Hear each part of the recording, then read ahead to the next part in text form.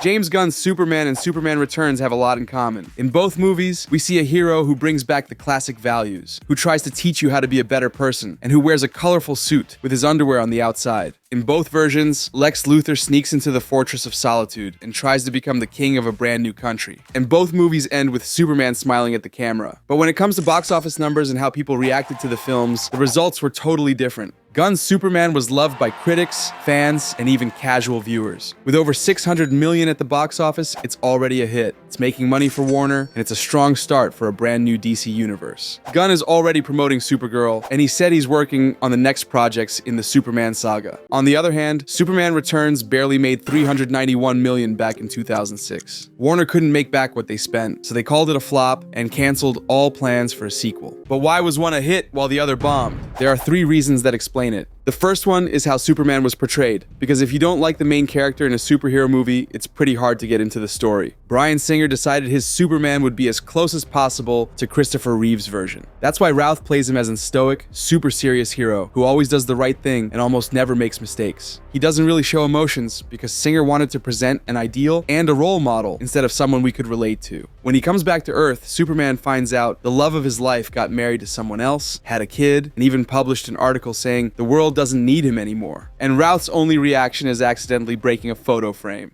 That's it?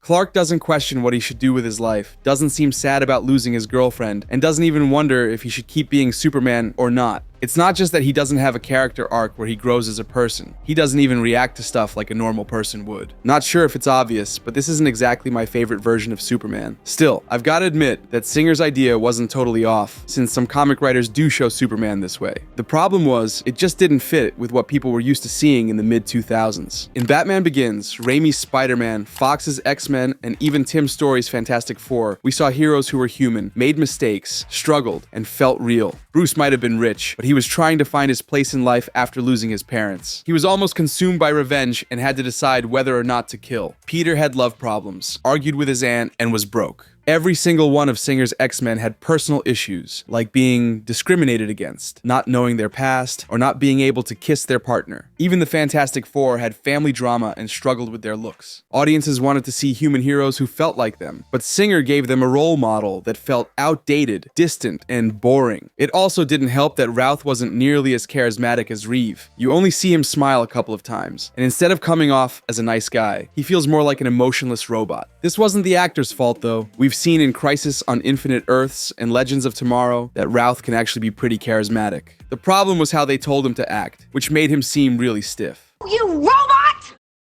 Corenswit's Superman, on the other hand, is as human as it gets. Sure, he's from another planet and has crazy powers, but throughout the whole movie we see him feeling emotions like any regular person. While the robots in the fortress take care of him, he chills out listening to an audio message from his parents to distract himself from the pain of his injuries. Then he gets mad at Krypto for wrecking the whole house, but right before leaving, he feels bad because the dog looks sad. Clark also argues with his girlfriend, gets mad at Luthor when he kidnaps the dog, yells when Lex brutally executes someone, and we see him genuinely happy when Lois says she loves him. Gunn even gave him a whole arc where he questions whether he should keep being a superhero, because it turns out his parents wanted him to become Omni-Man. The key is that this new Superman feels like a regular person who happens to have godlike powers, while Routh's Superman felt like a god pretending to be a regular person. Both takes are valid, but it's clear that Gunn's version is more fun, more emotional, and it helps casual viewers fall in love with the character, because they can actually relate to him. But this can't be the only reason one movie worked and the other didn't. Reeve's Superman was also a role model like Routh's, and people absolutely loved him. That brings us to the second reason, continuity. If people don't understand whether they're watching a sequel, a prequel, or a whole new universe, it's hard for the movie to work, because you're already walking into the theater feeling confused. I don't understand.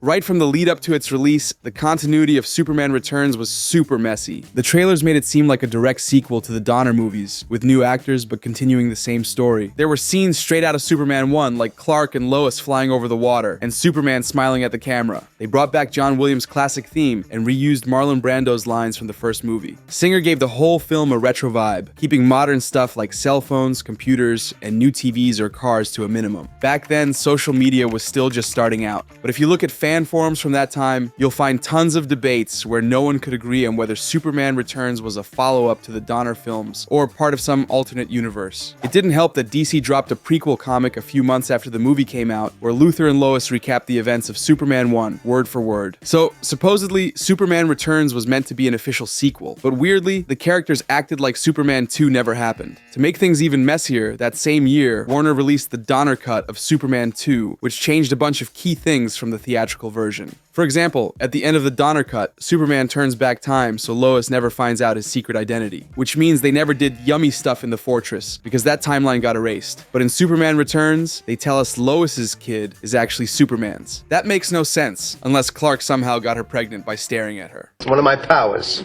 It also didn't help that Superman left Earth off-screen, even though at the end of Superman 2, he promised he'd never leave humanity alone again. Turns out, Singer wanted a loose continuity with the first movie to tap into nostalgia, but he didn't really care about keeping the canon consistent. The best way to look at it is that Superman Returns takes place in some alternate timeline where the Reeve movies kind of happened, but not exactly how we remember them. If that's already confusing for us, just imagine how casual viewers felt. I remember sitting in the theater and feeling super lost during the first 20 minutes, because it wasn't clear if this was part of the Donner continuity with new actors, or just something brand new that was only paying tribute to the old films. I had to come up with my own headcanon where this was a whole new universe, and then I could roll with it. But your aunt didn't get anything at all. People didn't even know if they were supposed to watch the Donner films before seeing this one. All that confusion made fans talk about the movie, which worked as free publicity. But at the same time, it pushed away casual viewers who just wanted to enjoy a good Superman story without having to figure all this stuff out. To be fair, Gunn's movie also had a pretty messy setup because of the whole chaos with the old DCU. Plus, they used John Williams' theme in the trailers again, which could have confused some people, just like it did with Superman Returns. But right from the very first teaser, they made it clear that this was something new, with the simple line, "It begins." That already told us this was a fresh continuity, and that this movie would kick off a new universe. Something new.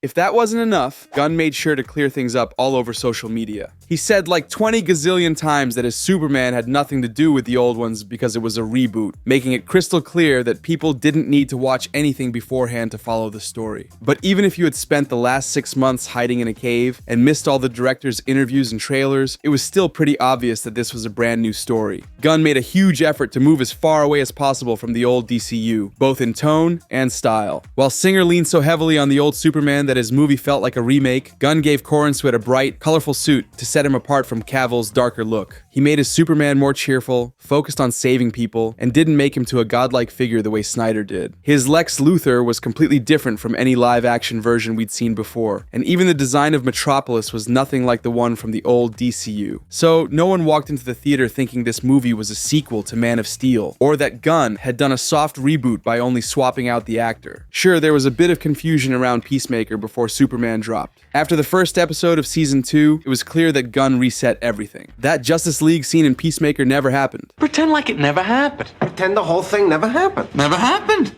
But by mid-July, it still wasn't clear how they were planning to explain those contradictions in the canon. In upcoming videos, I'll break down whether Gunn handled it well, or if he could have done things differently to make it clearer and avoid all the online drama. Even so, those continuity problems didn't affect how the movie was received. Your aunt didn't watch Peacemaker, so she wasn't confused by the retcon. Everyone understood they were watching a brand new Superman movie that wasn't tied to anything that came before, which always works well for casual viewers who don't want to do homework before going to the movies. And the third reason, and the most important one, is the action and the challenges each version of Superman faces. Let's not forget, these are superhero movies. Character development and deep subplots help. But let's be real, we all want to see these characters in action, using their powers. Superman Returns couldn't deliver on that, because it only has 5 action scenes, and none of them are particularly long. The first one is the airplane rescue, which is probably the best moment in the whole movie. I'm not a huge fan of the shaky cam they use there, or the fact that Routh looks like a CGI doll 90% of the time. But I've got to admit, it's a scene packed with adrenaline and tension. It works great to show Superman as a hero who's trying to save everyone, but also that he's not all-powerful, since the plane keeps breaking apart mid-air, and it feels like he might not pull it off.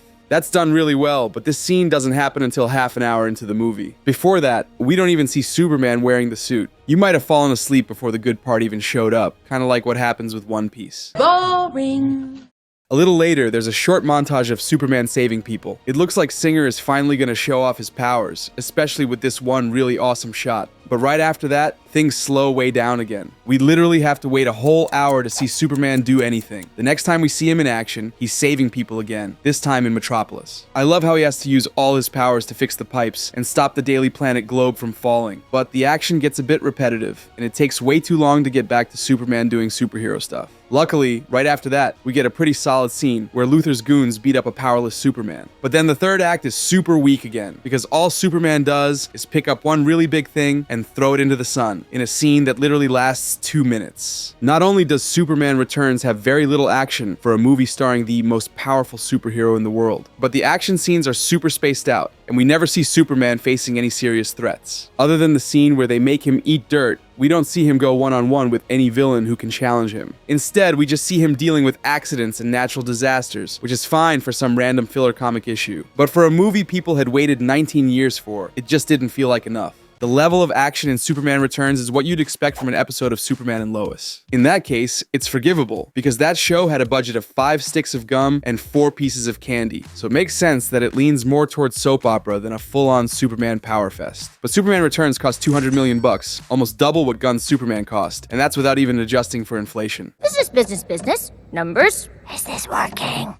Because of that lack of action, people thought the movie was super boring, especially compared to other films from that era, like Batman Begins or Spider-Man 2. Those movies had better pacing, were more entertaining, and featured villains the hero actually had to fight face to face. Gunn's Superman, on the other hand, really made the most of Superman's powers and showed him in action constantly. We see Superman suited up right from the very first scene, instead of waiting around for 30 minutes, and he starts flying literally at the 7-minute mark. Right after that, we get a short fight with the Hammer of Baravia, which gives us 2 metahumans going at it, something we didn't get even once in Superman Returns. The second action scene shows up just 15 minutes later. We see Superman and the Justice Gang taking on a kaiju in a scene that's super fun. Maybe not as intense as the airplane sequence, but it gives us some real superhero team-up moments, and we get to see Superman saving people. A little later, there's the long take with Mr. Terrific, and the scene in the Anti-Proton River. Plus, the last half hour is packed with action. Instead of just watching Superman lift a big rock, we see him saving people, going up against Ultraman and the Engineer, and taking down Luthor's entire army. The battle's long, but it never feels slow or repetitive, because the setting keeps changing, and the pace of the fight keeps shifting. At first, it looks like Superman's gonna win easily, since he beats the Engineer and Ultraman at the stadium. But then they shove nanites down his throat, and he has to fly up and crash into the ground to get them out. After that, he fights Ultraman across half the city, and finally takes down Luthor's goons, in one of the coolest long shots James Gunn has ever done. I'm not even counting how the Justice Gang stops the army of Baravia, because that scene is super short, but any of those scenes is way more memorable than the action scenes in Superman Returns. Even the biggest haters of Gunn's Superman can't deny that the movie is a blast, has great pacing, and just flies by. Unlike Singers, which was kind of a snooze, so it makes total sense that people liked it more, it got better reviews, and it made a lot more money. But if this new Superman is so good, why didn't it hit $1 billion like some fans were hoping? I'll answer that in this video. Okay, so let's talk money.